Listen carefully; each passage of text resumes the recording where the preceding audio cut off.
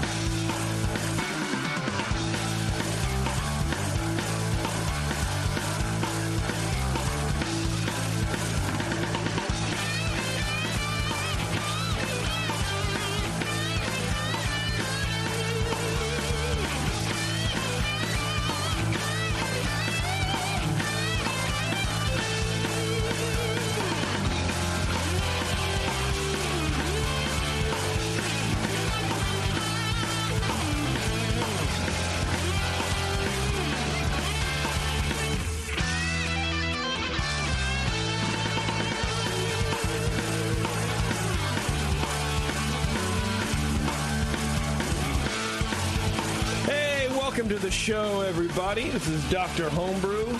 No one cares what Beverly has to say ever at all. Wow. You literally just threw water on me, and it got all over the mixer. So I'm hoping that everything is fine. We have a good show for you guys today, as I could see the drips coming down from the actual monitor. Hopefully the monitor's going to be okay. But don't worry about that. It's fine. Calm down. Oh, I'm calm. Oh, I'm calm, Beverly. Don't worry about it. I'm plotting how to get back to you. The only person who waits for you. Thanks, man. Oh, so you don't get back to you or get back at you? What are you trying? Okay. Well, I guess getting back to her would probably be worse than getting back at her. Anyway, we have a good show for you guys today. We have people in the studio, which I always like. So not only do we have guests, but we actually have people in the studio to talk with. We have Ron and Mike in the studio, and both homebrewers, obviously. Mike actually works here at the Hop Grenade. Is that correct? Yes, sir. All right. He's our first staff. How about now? Subject.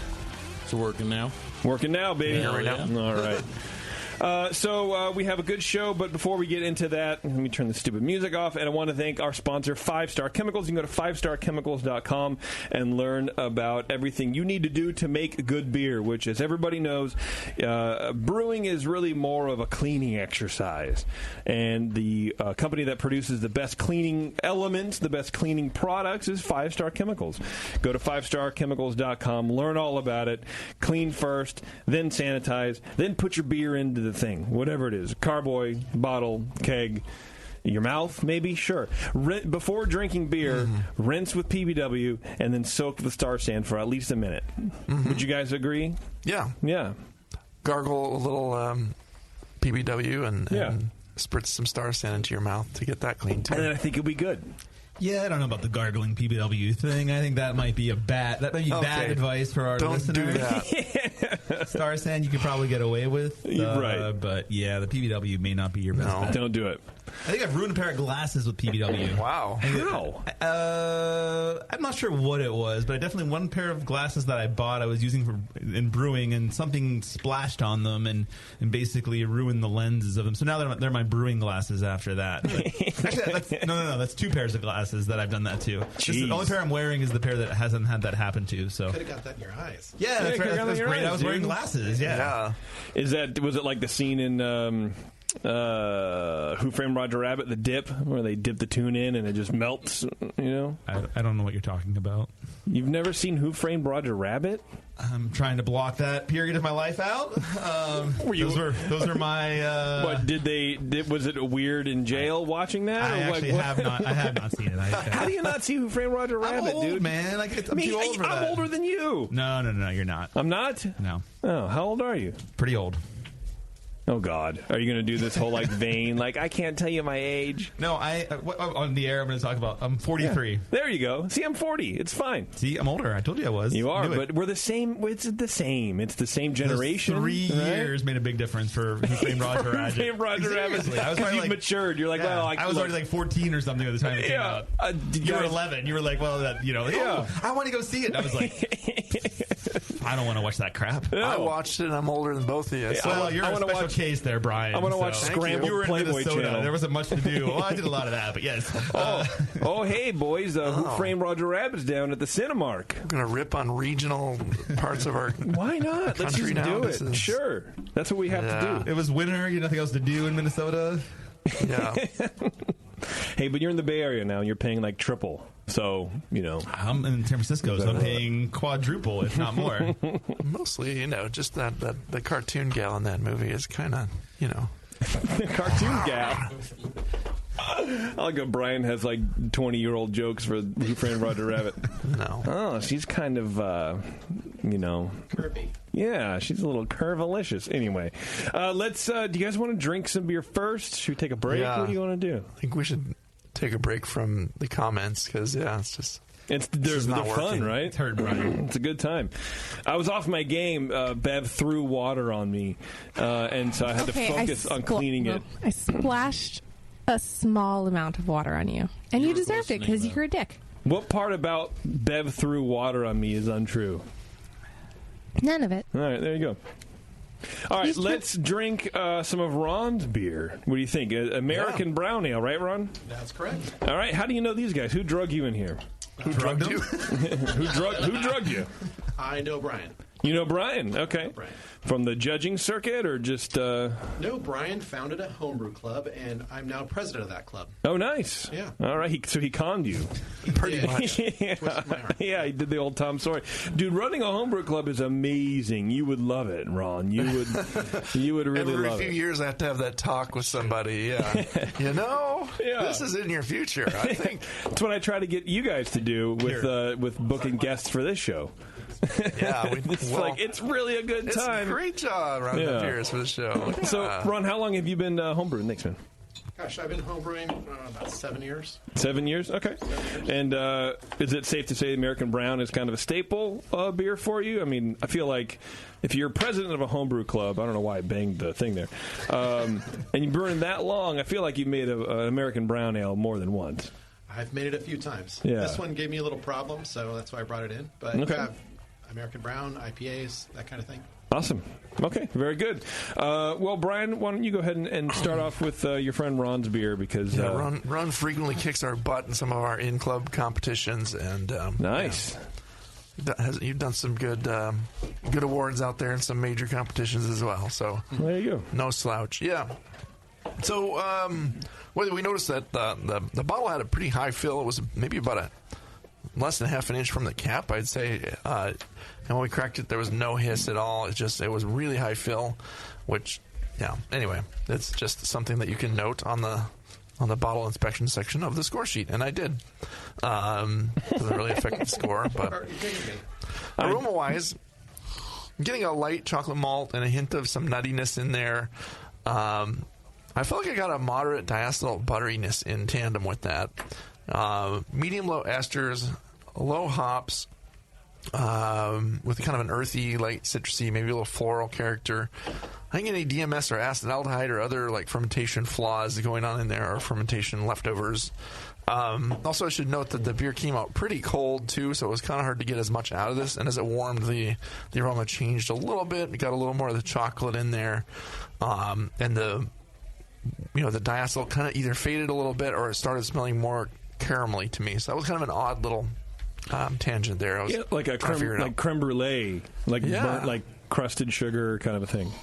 Yeah, kind of like that. Yeah. Appearance-wise, JP, we should trade places. I'll learn how to run these boards. He's good at tasting and smelling, but he's really bad at writing and actually, filling out something. Completing stuff is not his strong suit. No. It's more just fluff. Yeah, I mean, I have a kid, and that's about the last thing I've completed. So, oh, you had one? Not yet.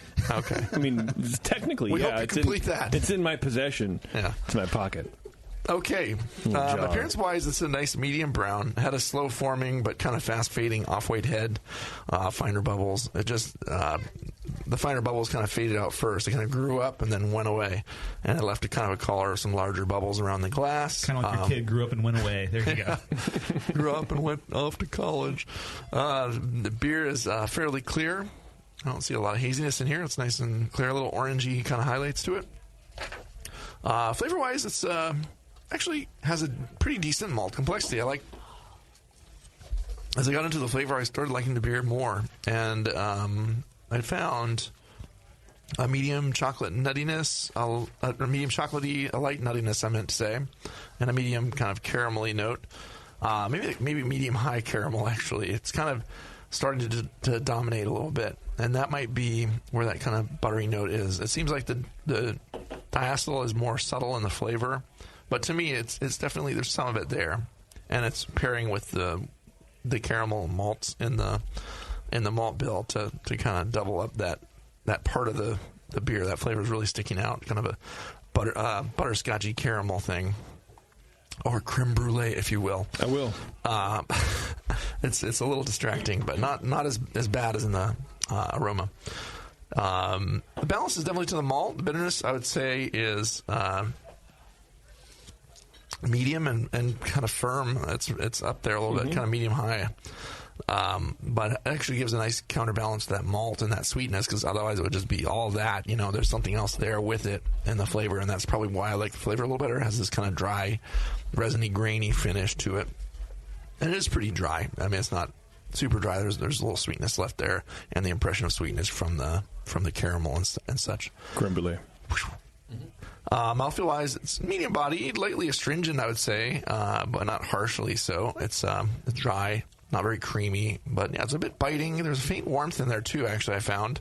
It seems like there's some alcohol apparent in there. It's not, like, super strong, or there might be a little bit of higher alcohol in there kind of doing something. I'm not sure. But something's poking out there alcohol-wise. And, just medium carbonation, but or maybe medium-low.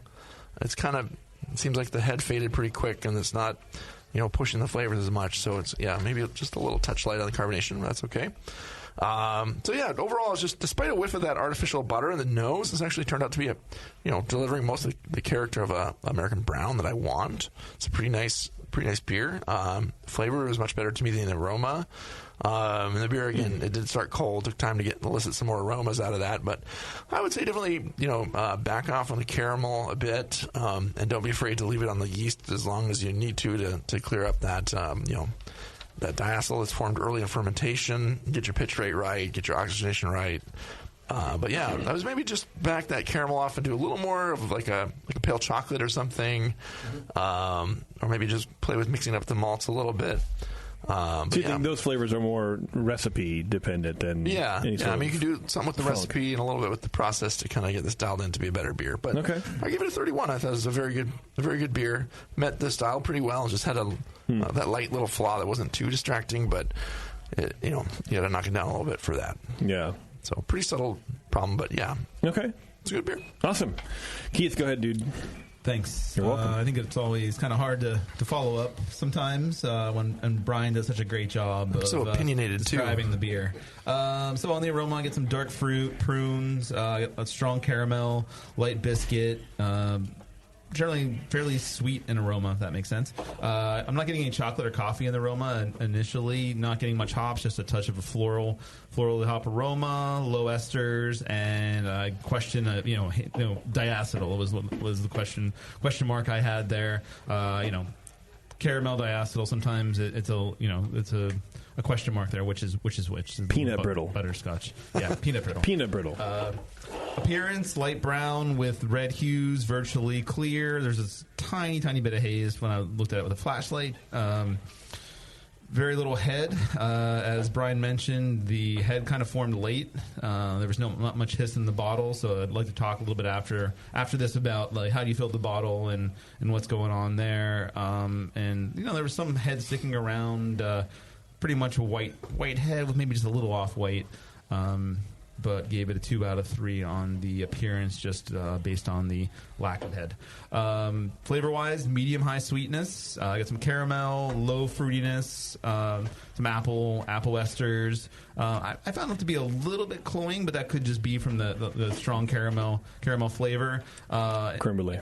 Yeah, creme brulee flavor. But quickly, there's a big bitter supporting action going on there in the beer, and that kind of balances that out a little bit. So initially, I get a lot of the sweetness, but then the bitterness is pretty big, a little bit long lasting in terms of the finish, little bitter finish. But I think for the style, I think that's okay. Hop flavor, once again, not a lot there, just low, just a little bit of floral notes. Maybe a little bit of citrus, but the malt has also a little molasses as it was warming, and even as it warmed longer, as it sat here, I started getting a little bit of roast, a little bit of chocolate, which I didn't really get when it was colder. But as it sat here for maybe 30 minutes as we were judging another beer, I came back to taste it a little bit, and I got a little bit drier, that little bit the roast dryness that you would get.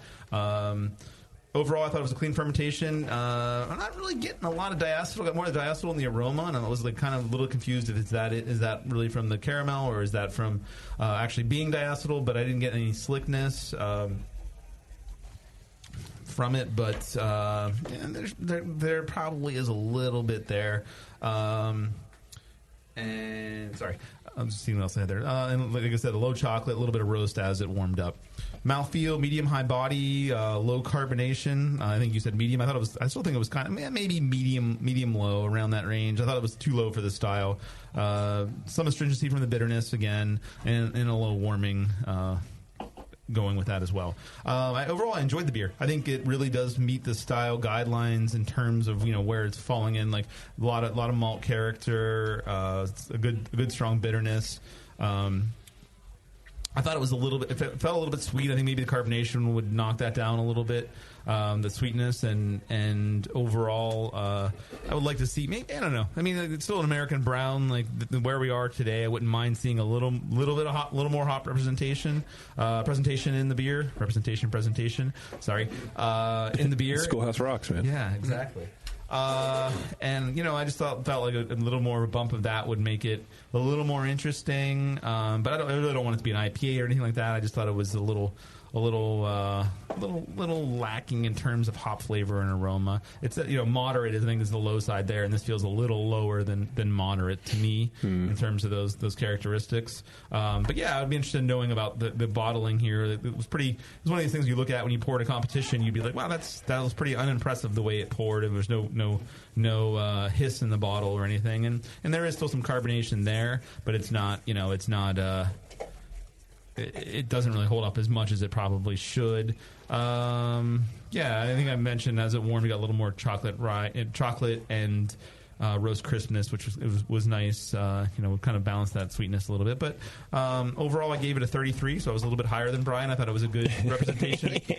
A little bit higher. I'm sorry, a little bit. I think it was a good representation of the style. I just think that there was some room for improvement here. And I think maybe the diacetyl issue there could be cleaned up somewhat. And as Brian mentioned, the different ways of doing that. And then I would just clean up some of your processing of the bottle and just making sure that you have it, carbonation and everything down right there when the bottle's popped. That's it. Okay. Yeah. That could be a little more sensitive to the diacetyl, too. We need Doc in here. He's the diacetyl police. That guy. Ron, what do you think about what the guy said? Do you buy into it, or do you think they're full of it? No, I buy into it. Yeah? Here, get a little closer to that thing right there. I drank the Kool-Aid. All right. So, this kegg's been sitting around for 3 months, and I've had to recarbonate it. So, that could definitely tie into the...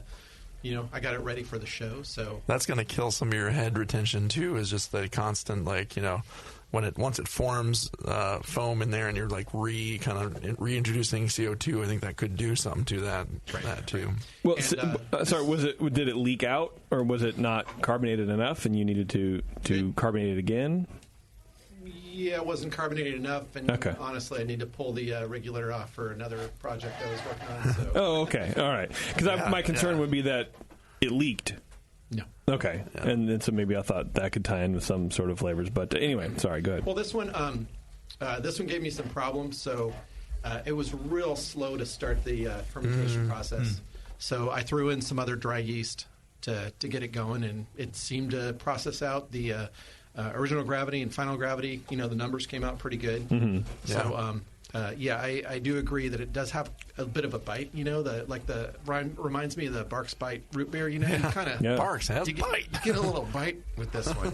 And I think the styles lately are leaning towards a little bit hoppier beer. No matter what the style. Which is unfortunate. If you read the guidelines, it doesn't call for a lot of hops either. It's you can optionally have a pretty firm hop character. But it says moderate though. I think this actually falls below moderate in terms of flavor and aroma. I don't know. I like brown ales that aren't bitter. I think there's really two different styles. There's the sweet brown ales, and then there's the hoppy brown ales. To me, like a hoppy American brown is you get that mellow, sweet. This is still American kind of bitter brown. Though, too. I think this isn't really that much different than say taking me way back to like Pete's Wicked Ale, and it seems like it's somewhere in that territory as well. And it was a pretty bitter beer that didn't have a lot of American hop flavor or aroma. It's probably using like German hops in terms of aroma and flavor. But do you think some of the creme brulee or peanut brittle flavors, just to use my two words, are covering up some of that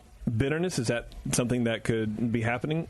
Well, I think it's a good balance with that, actually. Like initially when I tasted it, I was like, this is going to be sweet, but then like it finishes pretty crisp with that bitterness, and there is a little bit of roast as it warms. But I think that kind of actually works out. Maybe the carbonation would make it pop a little more there too. I think I was complaining it seems a little bit cloying, but I don't know, but it did seem a little bit aggressive in terms of bitterness, but not aggressive in terms of flavor or aroma, and kind of finding the balance between those two. But at the same time, you don't want a huge like citrus or even like a tropical fruit bomb in a brown ale. It just doesn't really work that well. Right. So it's a tough balance. I think you do a fairly good job of walking that line, and then I think maybe a few tweaks to this and getting a good fermentation. I think you probably have a pretty solid recipe here. Maybe just even up the cascade. I think I looked at your recipe. It was after we judged it. I saw it, I saw what you were doing, and it was like it's a little bit low for an American brown. But can we talk about that? Yeah, what did you put into it there, Ron? So this is all grain. So it was 9 pounds American 2-row, a pound of Crystal 120, 8 ounces of biscuit malt, and I hadn't used biscuit malt before in the browns, and so sorry, I'm moving away from the mic. That's okay. And then 4 ounces of chocolate. I think next time I'll go a little bit more chocolate and see what that does for it. Hops, just an ounce of Northern Brewer at 60 minutes, 2 ounces of Cascade at 10 minutes, and then another ounce of Cascade at Flame Out. And then I used a white yeast 1056. Is that a 10-gallon batch? No, 5 gallon. 5 gallon. Okay, 5 gallon batch. And then whatever dry yeast I had on hand to try to rescue it. So why do you think the 1056? What was going on? Was it just a smack pack or a previous pitch, or what was? Where did that go wrong? What was the? I don't know. It was a smack pack, and it pillowed up. So, I measured the temperature. Maybe I didn't stir it enough, so maybe it was hotter in the middle, and so it may have been a little warm. It started going. It bubbled a little bit for a day. And it kind of died off. It just petered out, huh? Yeah. Huh, that's weird. How long did you wait? Did you shake it up and try to rouse it and get it back going, or you just immediately threw in the dry because you wanted to salvage it? No, I brought it inside the house and tried to warm it up a little bit. Okay. And it got going just a little bit, but not normal for brown ales that I've done before. So I had some. I always have some dry yeast on hand and threw some in. I think it's a smart move. Absolutely. At that point in time, to try to save it. It's not going to hurt. Obviously you want to use, a calculator or, something to tell you how much yeast, the pitch, like maybe you needed more smack packs or maybe you needed a starter, et cetera, but you can get away sometimes, but sometimes it, Yeah, what was your starting gravity on that one? 1.053. Okay. So that's a moderate strength, but yeah. Sometimes even with a beer that strength, if the smack pack's a little older, sometimes you can need 2 of them or call say 1.5 or something. But right, and I did a smack back. I didn't do a starter or anything like that. So, and usually I do a starter, but again, this is I think even with the smack packs, when they swell up, I think you have to either double it or do a starter. To get the ideal. To get the ideal, for sure. For sure. So do you think, let's talk about the flavors that we were talking about. Do you think those are recipe dependent then? I wanted to ask, did you get any butteriness in it or no? Are you sensitive to diacetyl, Ron? I'm not sensitive to it. I mean, you can I get a little it. sweetness. Yeah. It tastes a little off. That might be the diacetyl. Caramel. Yeah. It hit me when I smelled it. I got it right away. But I think with the caramel, covers it up. Well, not covers it up, but works well and makes it that peanut brittle kind of. Yeah.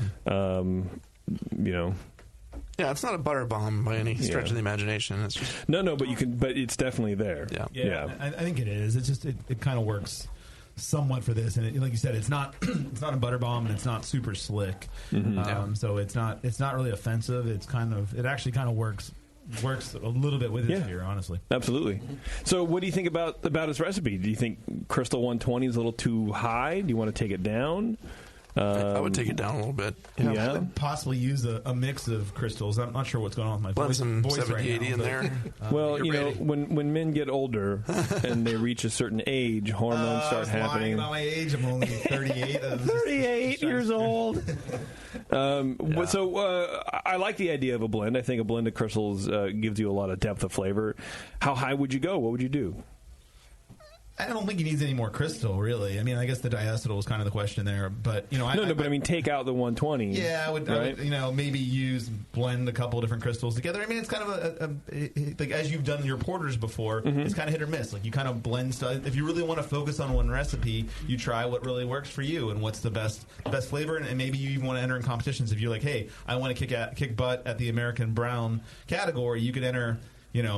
Let's do this one, then let's do another one, and enter different competitions and figure it out. If you really want to do that, I think I didn't mention dark fruit, and 120 is going to give you some of that character. Yeah.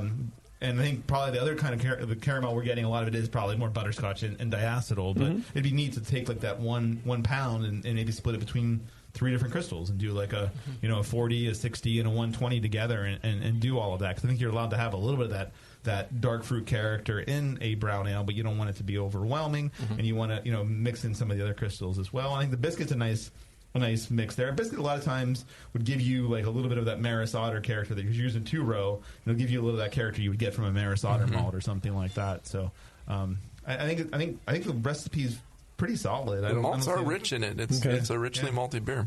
Yeah. I would up some of the finishing hops, obviously the carbonation, and maybe just change out the crystal a little bit and do a little bit of a blend there. But there is something to be said about simplicity in recipes too.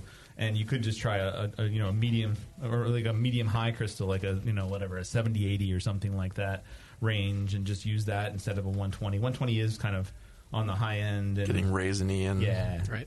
I mean, raisiny flavors are perfectly welcome in the style too, but it's with a hoppy beer. It is a little bit. Yeah, you want it not too sweet. Yeah, right. Well, Ron, do you have any questions for these two dudes? No, I think they're right on. I felt like this one's a little bit off compared to what I usually do, but it's drinkable. But I'd say if this is one of your off beers, then I'd love to taste your other beers definitely. It does work.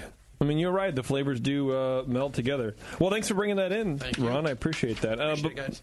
Before we take a break, I do want to let you guys know about Grog Tag, and they want you to know that if you're looking to add a bit more flair to your homebrew lifestyle, Grog Tag, they want you to know that they're there for you, of course, because they're good people. Grog Tag has a huge selection of products that will not only enhance your bottles of homebrew with their fancy and reusable labels, but they can trick your bar tops out with custom coasters, adorn your walls with metal signs, and even make your kegerator great again with custom tap handles.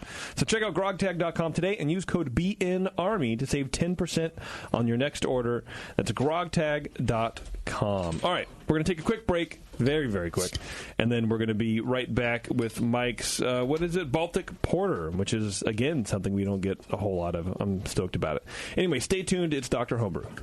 Hello, fellow BNers. This is Sully from the 21st Amendment Brewery located in San Francisco, just 2 blocks from Giants Park. Before Nico and I opened the 21A, before I was a professional brewer, I homebrewed on my small 4-burner apartment stove in a back house in Santa Monica, California, making my extract brews before graduating to the daunting idea of all-grain brewing. Homebrew books and information was hard to come by back then. The internet hadn't been invented yet, along with other things we take for granted today, like electricity and potable water. One thing I wish I had back then when I was learning was a radio show that could teach me the ins and outs of brewing and answer questions that I had about homebrewing, a resource for making great craft beer. The 21st Amendment Brewery is excited to be a proud sponsor of Dr. Homebrew, a great show that teaches you what you need to know about making incredible beer. Good stuff. Listen up, you might learn something. I certainly did. And thanks for your support. Tasty Crack Games.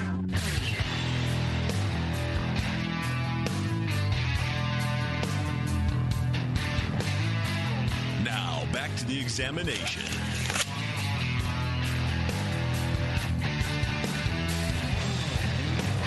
All right, thanks for sticking with us, everybody. We're drinking some of Brian's beer, trying to figure out what it is. I just coined the style American ESB, and I think that'll work, and I think I'm going to talk to Gordon Strong about putting it in the things, the BJCP, Johns, whatever they are. I guess I'm calling this one a hoppy chocolate rye amber. I don't know. I don't think that flows as well as American ESB. Words. Yeah, too much. I think most of the English beers that are being brewed now are American ESBs. And I'm go over this over and over again. The last time I was there, I couldn't find anything that didn't have American hops in it on caps. Yeah. I'm like, what the hell, man? Like, what happened to the good old fashioned Goldings, Northdown, or oh, mate, you've seen this new Yeah, everything they want to give you like this is American hops in it. It was like, jeez. It's nothing but a number. It's got no name yet either. Like, dude, just give me a fucking pine beer. Australian? What's going on? They ditch the EU. They can ditch their traditional hops, I guess. They haven't done it yet. No. They haven't done it yet. Yeah. Before we get to... Let's see, where is this going? This is... before we get to Mike's beer... Give him some of that. Let you guys know that the folks at More Beer have been leading the charge when it comes to cool and unique home brewing equipment like the Robo Brew, which is, of course, the easiest way to brew all grain. It's made from stainless steel and allows you to make 9 gallons of beer all in one vessel.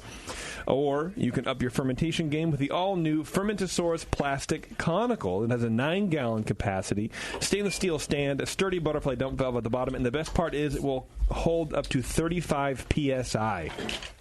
So you can do a little carving in there. You can push out with carbonation. It's a whole thing. So check it out at morebeer.com. All right, Mike, you ready? Yes, sir. Are you ready for this? How long you been homebrewing, dude? Close to about 5.5 years now. Yeah? I want to say about 4 years of that's all grain. Then the year and a half about it was extract.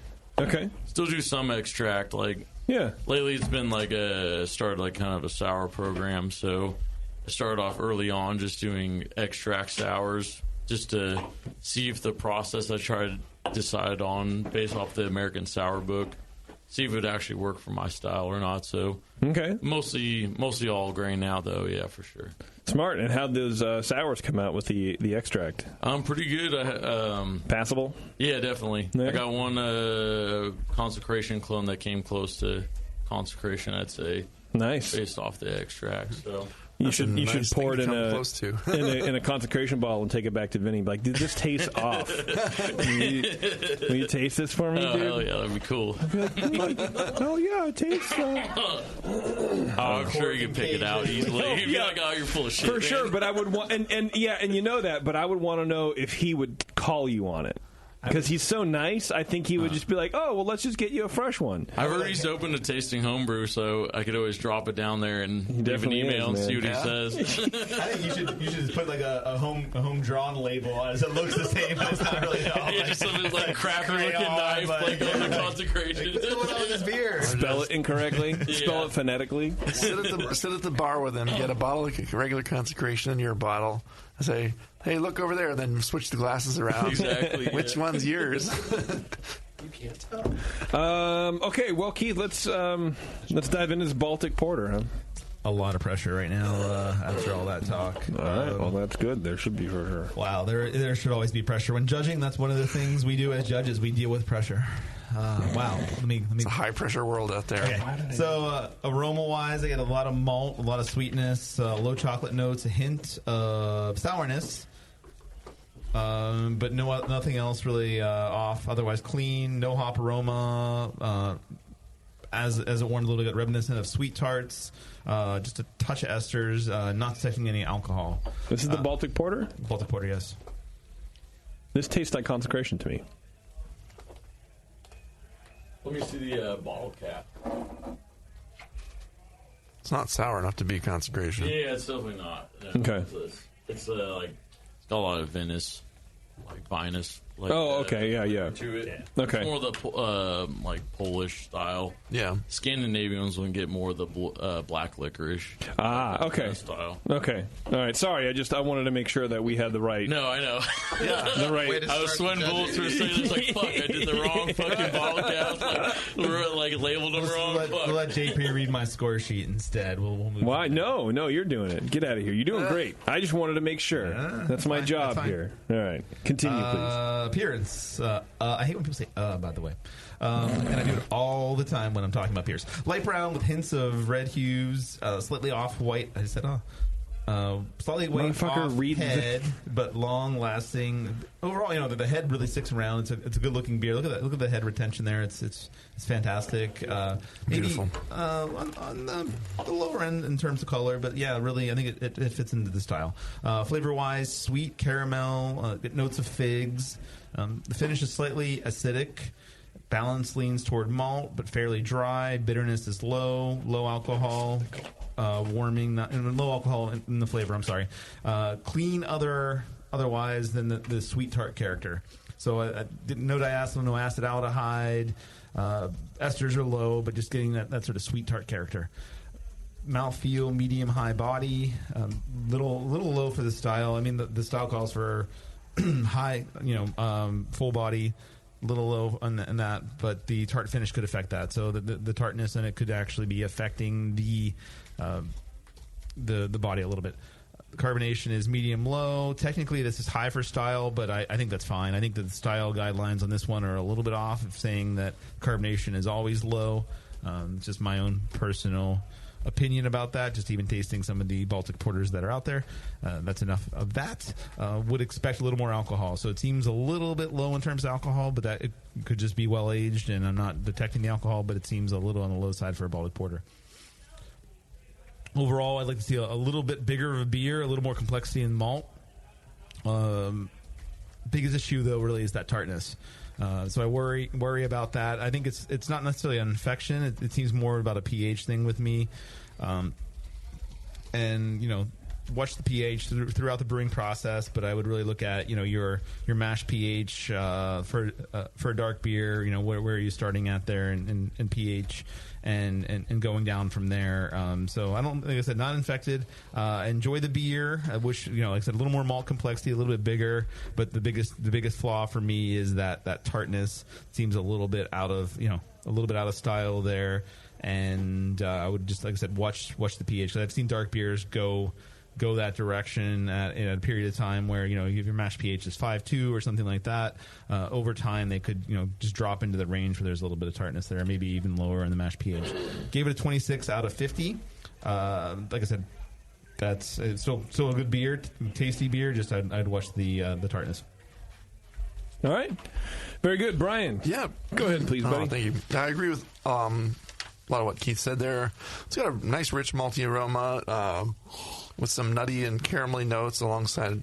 There's kind of an odd, fruity, maybe sharp raisiny note in there, kind of almost like a little leathery, or just there's something odd in there that I'm having a little trouble getting at putting a descriptor to it. But there's definitely no hop here. It's not a hoppy beer. Faint, darker malt character. Getting a hint of a light, tart, acidic quality as well, and just kind of faint alcohol only in the nose. It's a nice reddish brown. It's a really beautiful color, very good clarity, and a nice kind of reddish highlights to it. a well-formed head. It's kind of a light tan and has kind of a mousse-like consistency. Great retention. So appearance, full points. Flavor-wise, it's rich, richly malty-sweet with caramel nuttiness, a little treacle, and a lot of dried fruit. It seems cleanly lagered, but it is a bit acidic, possibly from the malts and or depending on what water you started with, it could just be not the right water for that malt profile. But it's definitely balanced to the malt, very low bitterness. Most of the bitterness seems to be coming from the malt. There's not a lot of hop at all in this. Like I hardly even commented on hops, so that's fine. It's not a hoppy beer. Sharp, kind of raisiny, pruny aftertaste, and I'd say it kind of finishes medium on the sweetness. It's not super sweet. It's not dry. So kind of in the middle there. Mouthfeel wise, I'm getting a medium bodied. It should be medium full or higher for the style, but it seems a bit light for that. So I'm not getting any astringencies. Overall, it's a really smooth beer. I'm getting some smooth, some faint smooth alcohol warmth. Definitely high carbonation too, and we talk about whether or not that's appropriate. But to me, I said it seemed high for the style, but it's not too. I mean, that can add, it's carbonic acid. It can add to the impression of acidity as well. So, carbon dioxide dissolved in water is an acid. It's a weak acid, but there you go. Just adjust the malts and or water to kind of control that acidity. Use a more alkaline water with that many rich acidic malts to kind of control that. But I would say too that overall you did a nice job restraining the darkest of the malts, because it shouldn't be roasty, it shouldn't be rich. It has that kind of middle, leaning towards darker malt impression, but it's smooth overall. And now that you mentioned some of the Polish ones, it does like the kind of reminiscent of like the Okosim kind of really mellow malt presentation with a not too bold at all, not too rich, and maybe a little on the lighter side alcohol wise. But definitely needs a little bit fuller body though still, and work with the mash temp and the starting gravity a little bit. I would just maybe boost that up a little bit to increase that. But it was a very good beer. I gave it 30 out of 50, and it's very drinkable. Just some odd little quirks to it that's like, it needs a little bit of work yet, I'd say still, but it's a very pleasant drinking beer. So, okay, thank you. Very good. All right, Mike. So you're saying this is a Polish version of a Baltic Porter? Yeah, it's trying to be on more of that side. So like the Zurich or like beer. So the cheap go to Bevmo, it's like $4 for a 9% Baltic Porter. That's where you are right now. Less than like $3 ones like that. So okay. So that's kind of what I'm going with. I agree with them on that. It's like the I didn't watch the mash pH on that. So usually with the darker beers, I'm kind of just an ass and just like, I'm using some dark malt, it's going to drop the pH. So that's definitely something where I think that's where the main problem with this beer was. With that it does have a bit of a tartness for sure. So that's what I'm assuming with it. Yeah. Do you just need to watch that in the future. Acidify your sparge water or anything, or what? Usually I have like a water pH meter, so I usually do both the sparge and the mash. But I know on this one, I think I was just like, it's a darker beer. I'm just going to go with the Concord water. Usually. I'm used to that with like imperial stouts and stuff, where you're usually on the safe side. Yeah, Concord water's real good for that. Yeah, should have been fine. Yeah. So who knows with that though? I didn't take good notes on this one. Okay, I kind of just got it done, and so that's the busted it out. That. So I'll have to wash next time. Do you think that it's a pH issue? It feels like that to me. Like that, it doesn't feel like an infection, and I deal with that. San Francisco water in general, it does vary, but it tends to be pretty low in total mineral content at all. So any kind of dark beer you make, the pH sort of drops. So you have to look for ways to raise the alkalinity of the water, and some of the things I do, like hey, let me add some pickling lime, and I felt like I feel like that doesn't, at least the pickling lime I had doesn't really seem to do a very good job of that.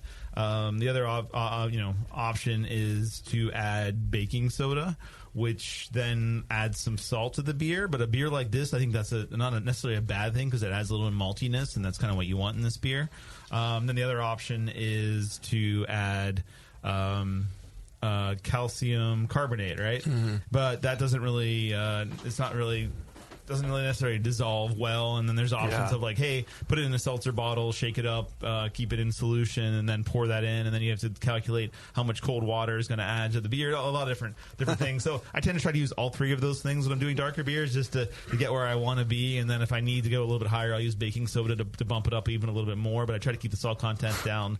I am use hot seltzer really fast right now. But yeah, like hot seltzer I don't know if it would dissolve so well. You'd open it and it would just go. Yeah, that'd be kind of cool. So yeah, I know there's lots of different options there, but it really depends on your water and where you are and all that sort of stuff. But I think it is something to watch for beers like this. And how old is this beer, by the way? I brewed it in October 2017, so it's fairly still young. Okay. I think another one of the weird quirks was I did use a special bee in it. Okay. So that might have got the weird quirk fruitiness. Yeah. Did we get the malt bill yet? What was it? It was I did a 10-gallon batch. I'll just do by percent. Yeah, so it was 44% Vienna malt, 44% Munich 1, 2.9% Special B, 2.9% Crystal 60, 1.8% Carafa 2, 2.9% Victory malt, and then 1.5% chocolate malt. Cool.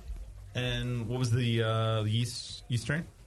So this one was a weird one. So I usually don't do stars for lagers. I'll just pitch a bunch of it tends to be dry yeast packs. So I pretty much just bought out Conquered More Beer's dry lager yeast packs. So I did it through Brew Friends yeast calculator. It came out to like. It was about 10 like dry lager yeast packs I needed. So I just balled out on that and did it that way. And so it hasn't. It's much more expensive. But I've always had clean lagers. You like kind of doing that process. Yeah, you don't want to make I know it's kind of just like I'm always worried about it because I sometimes have like sour kegs, and the only way I can like keep kind of the starter cool on the cooler temperatures to be putting into my Keyser, and bumping up the temp. So I just ball out on the yeast. Yeah, man. Yeah, it's a good way to do it. Another question: how do you like working at the Hop Grenade? Oh, it's They're fun, not man. listening. Oh, I know. No, it's a blast. It's always something, Yeah. I've seen people piss themselves in here. I've seen Brian. Just people getting rowdy. There's a lot of good things. Fights over girls. Yeah. No, it's not too bad. I like, the service here tend to know their beers, and I do appreciate that. It's like, they'll definitely give you an opinion if you ask for one. Sure. Sometimes whether or not you ask for one.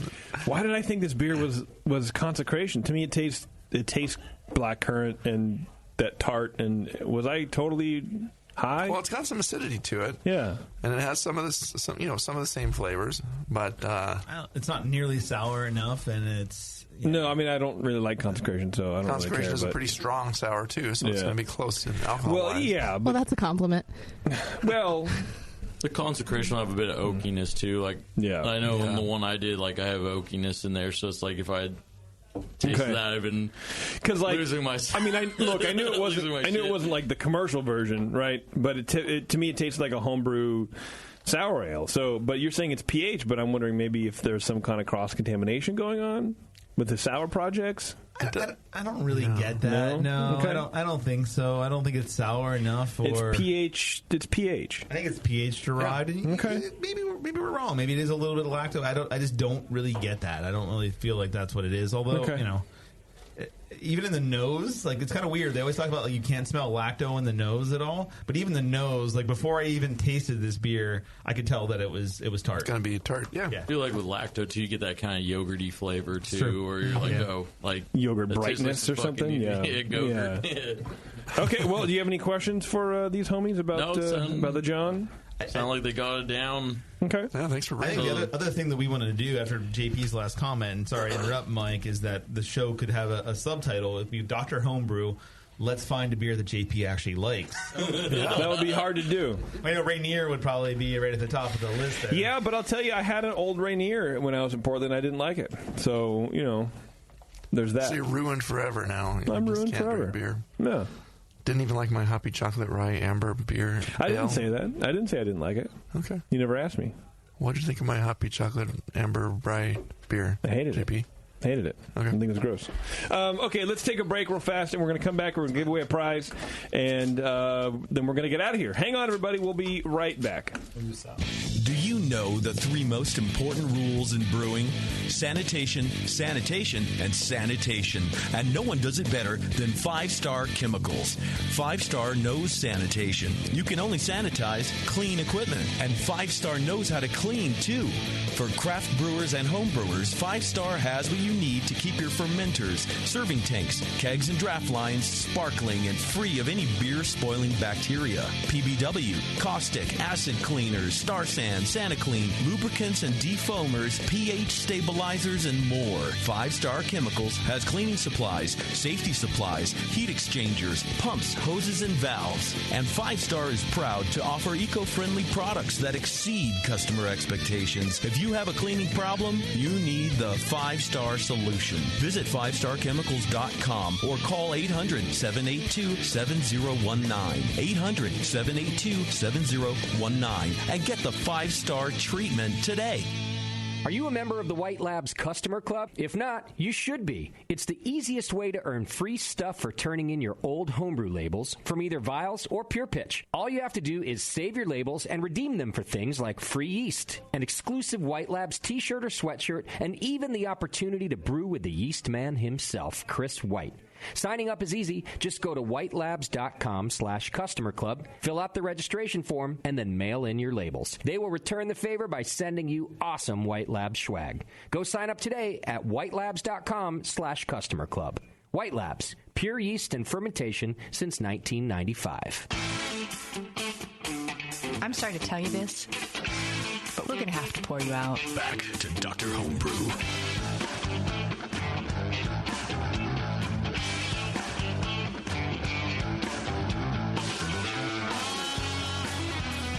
All right, it's Dr. Homebrew, and we're back. And, from Keith's last comment about we should find a beer that Jason really likes, he pours me a beer. I go, what is it? Double IPA. Well, come on. If the deck is stacked against me, your boy, then, what am I going to do? What am I going to do? How many shows ago was it that I made a sort of old school American Pale Ale? Yeah. And you judged it. And, yeah. I actually made a beer for you pretty much. And I thought it was good. I said it was fine. I would drink it.